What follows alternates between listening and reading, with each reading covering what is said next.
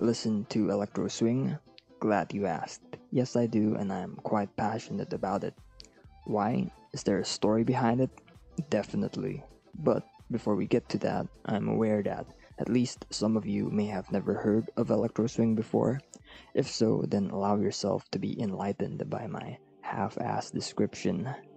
It's basically just a hybrid between electronic and swing music.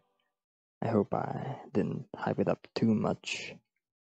Now, I'm sure most of you are already familiar with electronic music. If you hadn't noticed, that's like literally what 99% of the YouTube community choose to put in their montage videos. Do people still make montage videos, by the way? Anyways, so that's why we are going to talk more about swing music. It is a variation of jazz that emerged sometime around the 1920s to 1930s in America. Now, given that you have previously taken a history class or alternatively an English lit class with particular focus on a specific book, you will recognize this time period as the Roaring Twenties. It's just party people partying, and yeah, that's all there is to it. And you know what 100% of parties have in common? It's the dance floor, baby. And with dance comes music. They are a pair, linked and intertwined by an unspoken power, the same one that keeps my subscriber count eternally linked to the number 28. Now, apart from presence, the music should also include high levels of danceability.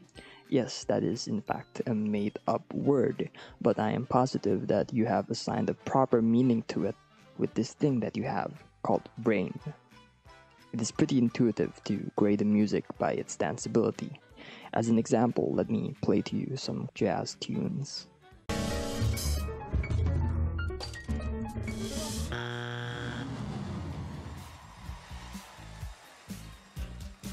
Now, I don't know about you, but that sounded like a no-go to me.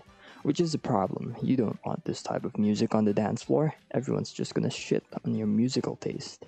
And here's where basic economics come into play. What do you get when there's high demand for danceability while supply is low? You get the incentive to create. You introduce a new product to the market that's gonna tip the balance back.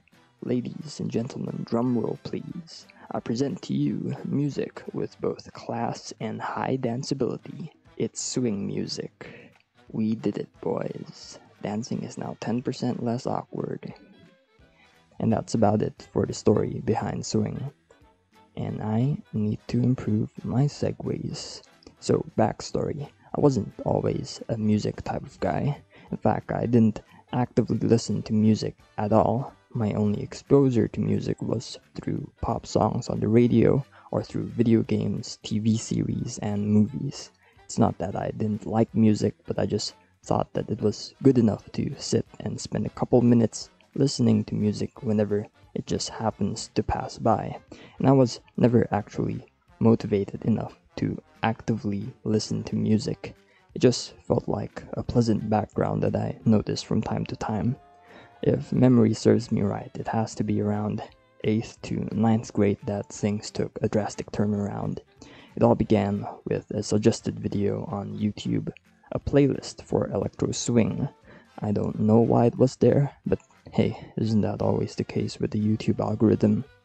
Anyways, I was coincidentally feeling bored at the time, so I clicked without thinking much.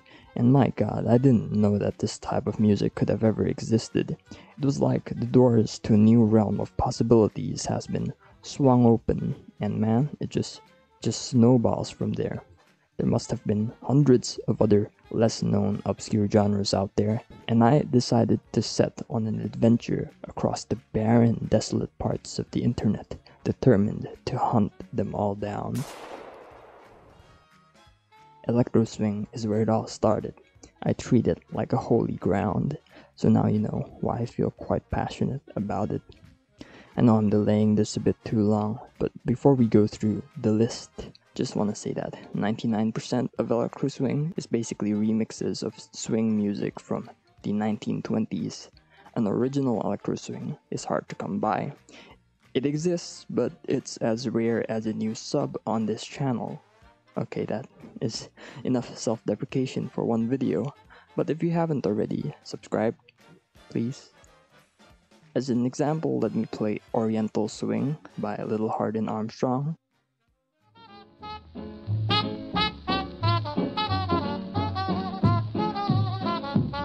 Now a rap sheet on the burning sand commanded their harems and clapped their hands, said, "Come on, girls, ready to play, let's have a little more of that swinging today." And now compare that to its Electro Swing remix titled Booty Swing by Parov Stellar, which is by far the most popular song in this genre with a whopping 63 million views.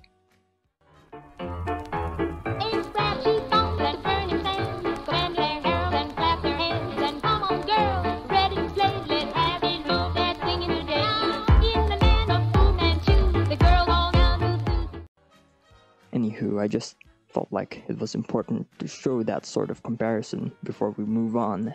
And now that we have artist list, of course there's Parov Stellar, pretty popular figure in electro swing. Along the same ballpark, I would also include Jamie Berry and 11 Acorn Lane. They are not my favorites, so I won't go deeper here, but it's still worth a mention nonetheless. As for my favorites, there's Caravan Palace, which is an electro swing band based in France. What I believe makes this band special is that they compose most of their music on their own instead of remixing old swing music, which I said was a rare occurrence. Apart from that, they're actually the only electro swing artists that I know of who don't use a computer to make music. They actually play their own instruments, which is cool because they can actually perform electro swing on stage, which is basically impossible for any other artist to do, unless their idea of a performance is to walk up on stage and press play on their laptops. Another thing which is really cool is that if they do make a remix out of an old swing music, it would sound absolutely different because they really put in the effort to add their own twist to it. As I've showed you with an example earlier from Parov Stellar's remix, most of electro swing sound really similar to their old 1920 counterparts, but Caravan Palace, they add and transform so much in their remix. Here's an example. Let me play Bye Bye Little Children by the Golden Gate Quartet. Knows I'm gonna lay down this heavy. I get sick and I can't get well. I'm gonna lay down this heavy. Think my soul is bound for hell. I'm gonna lay down. And here's Caravan Palace's remix, Lay Down.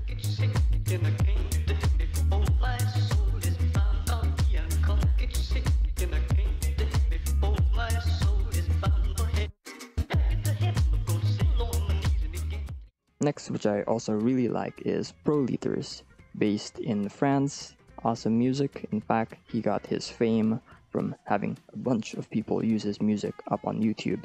In fact, you may even recognize some of his songs.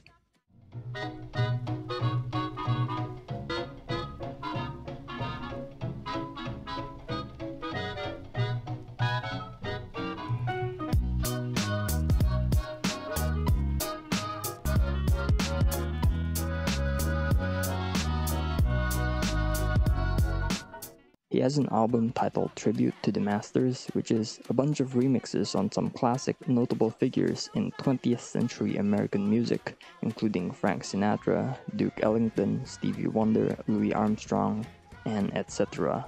And might I say, he does a great job with remixing those awesome figures.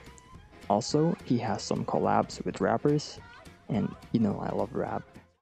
If they show love, I'ma show it back.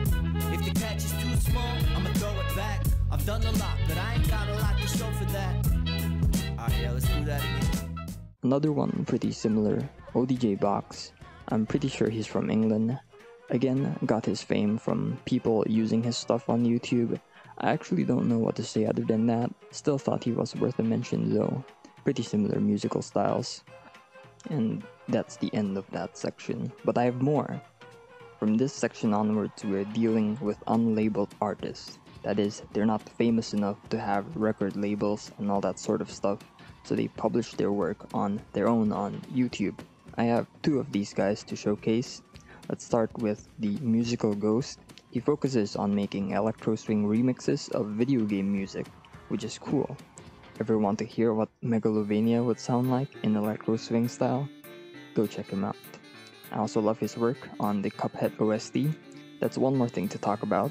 The Cuphead OST is basically electro swing, but he made an electro swing remix of a song that is already electro swing and made it better. Such a five-head move right there. Cuphead OST, very good by the way, have a listen to it. Anyway, next on the list is Sim Gratina, and his work is awesome. Basically, he has his own world and fantasy in his own head, filled with characters and places with complete backstory. Unfortunately, it's quite expensive to make all of this come to life with an animation, so instead, he composed a theme song for each character and location. There's been news about attempts at recreating his universe beyond just music, but I'm not too optimistic. He has been inactive for a really long time now, which is quite sad. If you want to search it up, it's called the Peggy Suave universe.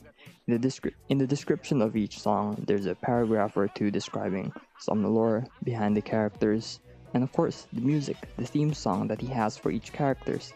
It's all electro swing style, which is really cool. Have a listen to some of it.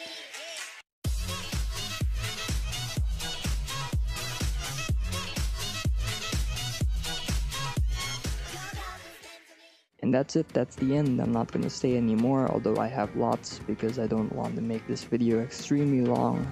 Anyways, have a good day.